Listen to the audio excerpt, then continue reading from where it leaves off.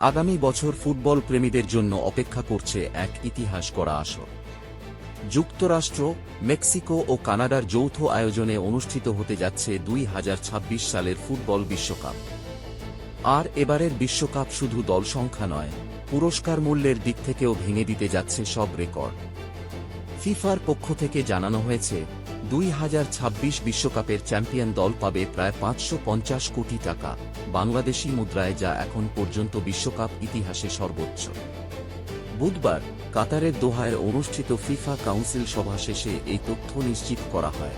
FIFA জানায়, এবারের বিশ্বকাপে অংশ নেবে 48টি দল এবং মোট পুরস্কার মূল্য হিসেবে বণ্টন করা হবে প্রায় 8,000 কোটি টাকা, অর্থাৎ প্রায় 727 মিলিয়ন মার্কিন ডলার। এই বিশাল তহবিলের মধ্যে প্রায় 7,200 কোটি টাকা সরাসরি দলগুলোর পারফরম্যান্স অনুযায়ী বিতরণ করা হবে।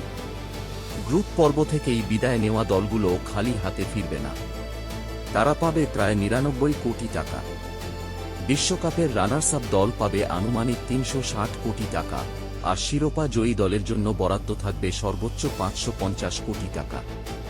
এর আগে কাতার বিশ্বকাপ 2022 এ চ্যাম্পিয়ন হয়ে আর্জেন্টিনা পেয়েছিল প্রায় 460 কোটি টাকা, আর 2018 সালে রাশিয়া বিশ্বকাপ জিতে ফ্রান্সের প্রাপ্তি ছিল প্রায় 420 কোটি টাকা।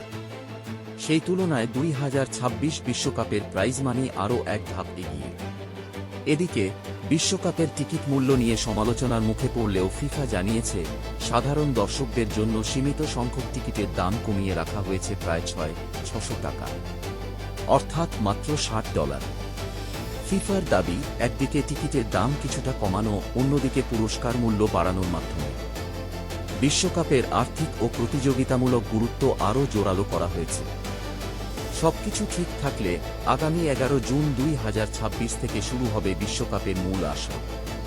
উদ্বোধনী ম্যাচে মেক্সিকো সিটির ঐতিহাসিক স্টেডিয়ামে স্বাগতিক মেক্সিকোর মুখোমুখি হবে দক্ষিণ কোরিয়া। রেকর্ড প্রাইজ মানি 48 দলের মহারণ, আর 3 দেশের যৌথ আয়োজন। সব মিলিয়ে 2026 বিশ্বকাপ হতে যাচ্ছে ফুটবল ইতিহাসের সবচেয়ে বড় ও সবচেয়ে ব্যয়বহুল আসর। এরকম আরও আপডেট পেতে আমাদের চ্যানেলটি সাবস্ক্রাইব করুন।